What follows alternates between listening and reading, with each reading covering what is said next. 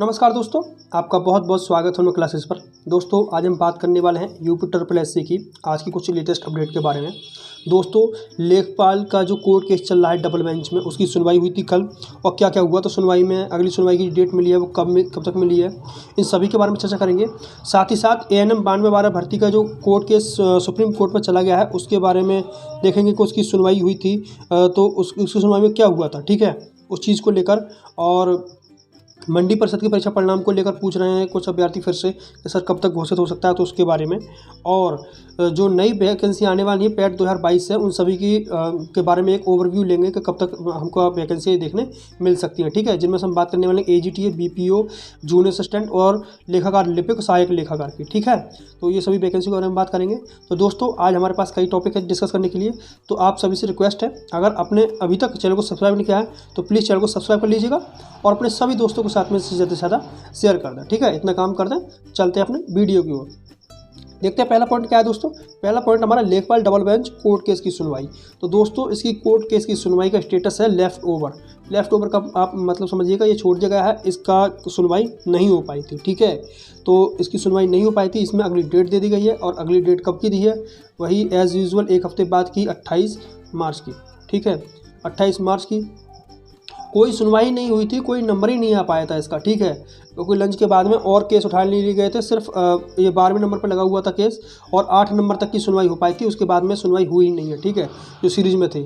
बाकी सब जो पुराने केस लटके हुए थे 3000 कुछ करके था, 3047 था, ऐसा कुछ शायद करके केस था, तो उस पर सुनवाई हुई थी, ठीक है। तो इस तरीके से चीज़ें छूट गई आपकी। अब हो सकता है कि अगली सुनवाई में कुछ जिरह हो पाए, कुछ बहस हो पाए, तो चीज़ें कुछ सॉर्ट आउट हो पाएँ, लेकिन ये सब डिपेंड करेगा अगली बेंच की सुनवाई में, ठीक है। जिस तरीके से 2 डेट हमारी ऐसी निकली हैं उस हिसाब से लग नहीं रहेगा चीज़ें बहुत ज़्यादा जल्दी सॉर्ट आउट हो पाएंगी, हो सकता है कि अभी 1-2 डेट और लगें, ठीक है।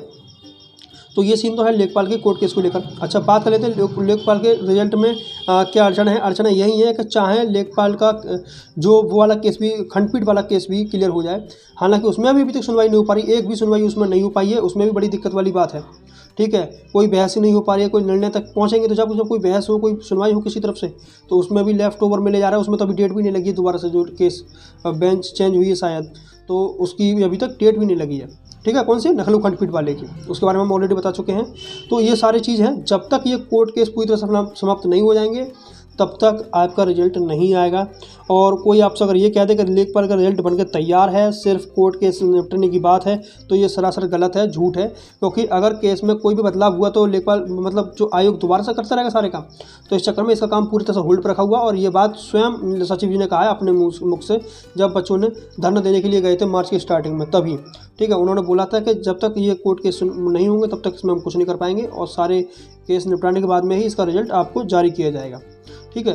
तो अब आपको इंतजार ही कर सकते हैं, इसमें और कुछ नहीं कर सकते। अब तो चीज़ें आपकी जो भी सॉर्ट आउट होंगी वो अप्रैल में ही जाकर होंगी और सब कुछ ठीक रहा तभी अप्रैल में आपको रिजल्ट देखने मिल पाएगा, वो भी लास्ट की तरफ, ठीक है। स्टार्टिंग में तो आप भूल जाइएगा, क्योंकि अभी यही चीज़ें सॉर्ट आउट हो जाए तभी बहुत बड़ी बात समझिए। कोर्ट केस ये खेलने वालों को क्या आनंद आता है। देखा हमारी एक बात समझ नहीं आ रही, आप बताइएगा दोस्तों अगर आपको उस चीज़ समझ में आती हो, वो जो वाले में A और D, ठीक है, अगर ये इन दोनों को मार्क्स अगर मिल गए हैं तो किसी न किसी से तो आगे निकल होंगे। मान लो कुछ बच्चों से तो आगे निकल ही रहे होंगे ये 2 पॉइंट वाले। अगर इसमें बाई चांस फुल मार्क्स मिल गया तब इसका क्या मतलब रह गया, कोई मतलब रह गया क्या उस क्वेश्चन का? फिर तो सभी लोगों का पेपर एक तरह से 99 नंबर का हो गया, क्योंकि 1 नंबर तो सभी को मिल ही रहा है वो, तो उसका कोई फ़ायदा रह गया? किस बात का मतलब कोर्ट केस पर डाले जा रहे हैं, ये बात समझ नहीं आके दे रही है।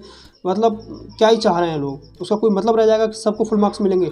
आपके मान लिया कि 1 नंबर बढ़ गया, केस लड़ के आप जीत गए और आपको 1 नंबर फुल मार्क्स मिल गया, सभी के लिए दे दिया, तब क्या होगा? तब आपको कुछ लाभ मिल पाएगा उसका? तो फिर तो सभी के लिए ओवरऑल बढ़ेंगे ना नंबर उसके। तो पता नहीं किस चीज़ के केस को समझ में नहीं आती चीज़ें, ठीक है। क्या पता दोस्तों हम कुछ नहीं समझ पा रहे हों। आपसे रिक्वेस्ट करते हैं कि आप हमें बताइएगा कमेंट बॉक्स में कि आखिर किस चीज़ में चीज़ अटकी हुई है जो हमारी बात समझ नहीं आ पा रही है, ठीक है। और बात कर लेते हैं हम ANM 92 भर्ती के कोर्ट केस को लेकर। तो ये सुप्रीम कोर्ट में केस अटक गया है अब जाकर, और इसका भी दोस्तों कुछ नहीं हो पाया था, ठीक है, कोई सुनवाई नहीं हो पाई थी और इसकी अभी तक कोई डेट नहीं है। लेकिन एक संभावित डेट कंप्यूटर जनरेटेड है, वो 28 मार्च उन्होंने भी देखी है, एग्जैक्ट डेट अभी सामने नहीं आ पाई है, ठीक है। तो अभी देखते हैं इसका, अब 28 के बाद ही पता चलेगा इसमें क्या होने वाला है। लेकिन दोस्तों एक बात समझिएगा, जब तक सरकार मंशा नहीं बना लेगी कि हमें भर्ती क्लियर करनी है, तब तक कोई भर्ती क्लियर नहीं हो सकती, आप ये बात समझ लीजिएगा। तो आप किसी भी तरीके से सही सरकार पर दबाव बनाइएगा, आप कोशिश करिएगा जाने की, किसी के सामने उपस्थित होने की, जो भी आपके सोर्सेज लगा सकते हैं, किसी नेताओं की बात कर रहे हैं हम, ठीक है। तो अगर इस तरीके से आप अगर सोर्स लगा सकते हैं तो उस तरीके से दबाव दिलवाइएगा, लेकिन बिना दबाव की चीज़ें थोड़ी मुश्किल हो जाती हैं ऐसे केसों में, ठीक है। तो ये दोनों पॉइंट क्लियर हुए दोस्तों आपको। अब बात कर लेते हैं मंडी परिषद की परीक्षा परिणाम को लेकर कब तक घोषित हो सकता है। तो हमने आपको बताया था मार्च लास्ट में या अप्रैल में आपको दिखाई देगा। अगर मार्च तक आपको दिखाई नहीं दे पाता रिजल्ट, तो आपको फिर ये अप्रैल में दिखाई देगा, ठीक है।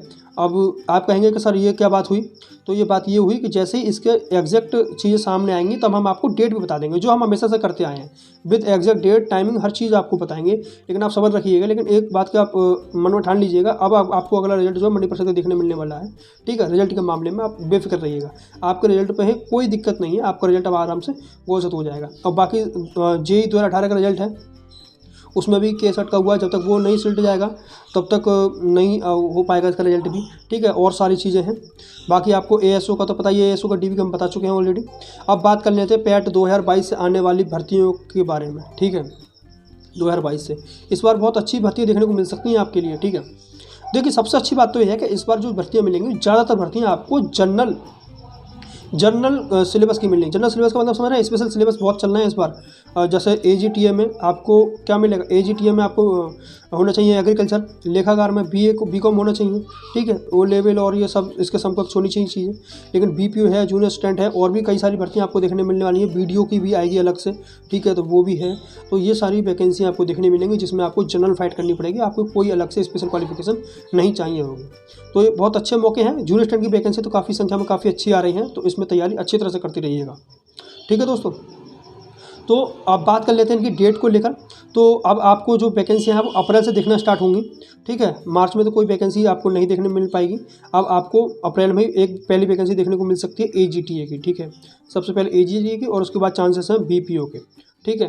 इनका क्रम, इन दोनों का क्रम चेंज हो सकता है, लेकिन एजीटी का प्लानिंग ज़्यादा है। एजीटीए का जो विज्ञापन है आपको पहले देखने मिल जाए, ठीक है। लेकिन जूनियर स्टैंड और बीपीओ में इनमें स्वाइप हो सकता है कि जूनियर स्टैंड पहले देखने मिल जाए, लेकिन जो हमारी जानकारी है उस आधार पर दूसरे नंबर पर आपको बीपीओ देखने मिलेगा, ठीक है। चलिएगा, बाकी समय पर आयोग अपने फैसले चेंज करता रहता है। अगर तब चीज़ें चेंज हुई तब कह नहीं सकते, अगर जो भी चीज़ चेंज होगी तो उसकी सूचना आपको जरूर दी जाएगी दोस्तों, ठीक है। तो आज हमें इतने पॉइंट डिस्कस करने थे। उम्मीद करते हैं आपको सभी पॉइंट अच्छी तरह से क्लियर हुए होंगे, और जो भी आपकी क्वेरी है, जिस भी भर्ती के बारे में आपको जानना है, आप कमेंट बॉक्स में छोड़िएगा, हम उसके बारे में आपको जो भी उचित सलाह देने की, आपको जो भी जानकारी दे सकते हैं हम आपको जरूर देंगे, ठीक है दोस्तों। चलिएगा, आपको मिलेंगे नेक्स्ट वीडियो के साथ में। तब तक के लिए आप अपना ध्यान रखें और अपनी पढ़ाई करते रहें। बहुत बहुत धन्यवाद दोस्तों।